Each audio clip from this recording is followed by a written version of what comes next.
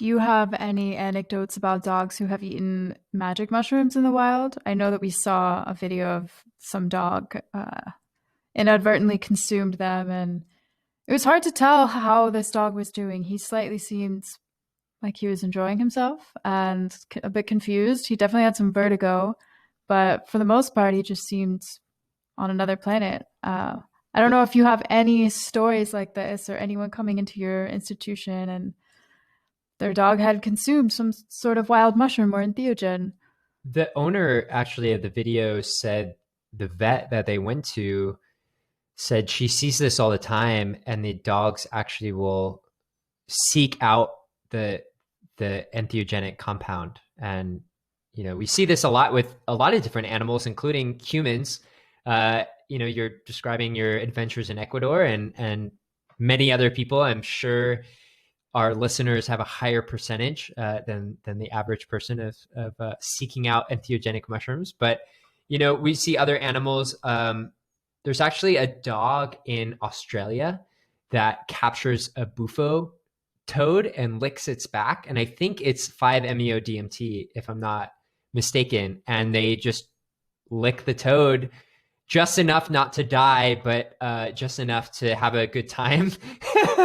and I don't know if there's tons of other animals like monkeys, biting centipedes, and water buffalo in Vietnam in the Vietnam War, eating opium poppies, and tons of other animals, monkeys stealing alcoholic beverages on Caribbean islands, elephants eating apples to get drunk in the savannah, and so many other examples, even jaguars eating Benisteriopsis capi, or the other plant that actually contains DMT.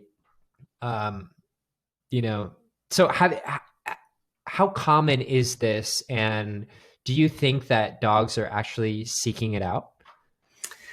Well, I think it's such a fascinating question, really, because I think it lends to a question about consciousness as well, right? So the question, are dogs or other animals, non-human mammals, seeking this? And I think that, if it's talking about consciousness, I mean, this isn't my area of expertise, right? I mean, there are neuroscientists and psychoanalysts who are probably better to answer this.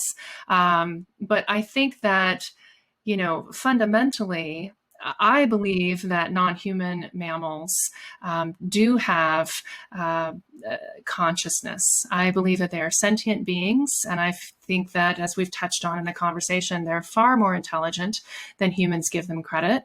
I think their emotional and intelligence quotients are pretty significant. When you used a few examples that you look at orcas who have different cultures of hunting techniques depending on where they live on the planet. You look at the migration patterns of elephants and some of the habits that they will enact when they're coming through. They'll stop and they'll grieve at a certain site where they may have lost a herd member several years before.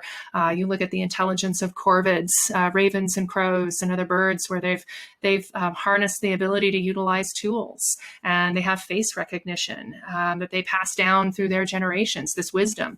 So I do believe that animals are sentient beings, and I can't prove that they have consciousness any more than we can prove what our consciousness is. And I think, again, the neuroscientists are still a little baffled about that, even though we have all this technology, some of which would say, okay, this is just a function of structure and brain tissue and neurotransmitters and receptors, and that's what it is. But having had entheogen experience, I also understand that there's potentially much more to it than that. And so, are other animals seeking this out if they're conscious beings? Yes, maybe. And certainly we have reports from the video that you saw, and many, many examples of animals that will consume these either psychedelic or other mind-altering type of substances, whether it be alcoholic beverages or whether it be marijuana. There are definitely a lot of creatures that will seek these out.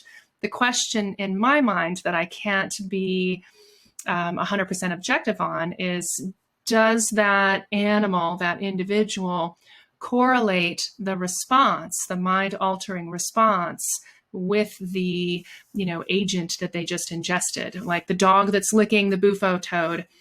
I haven't seen that video, but I should look it up. Is that dog repetitively doing it? And is it doing it because of the effect that it gets? And is it putting those two things together? Or is it just a dog that happens to live where there's a large population of bufo toads? They're easy to catch, they're fun to catch, and it's just not mutilating them. It's just kind of licking them and then getting very altered, and not really remembering the event, not putting the two things together, not correlating the event, and then going back and doing it again the next night because it's a dog and it's going to chase toads. So I think that's a fascinating and very provocative question.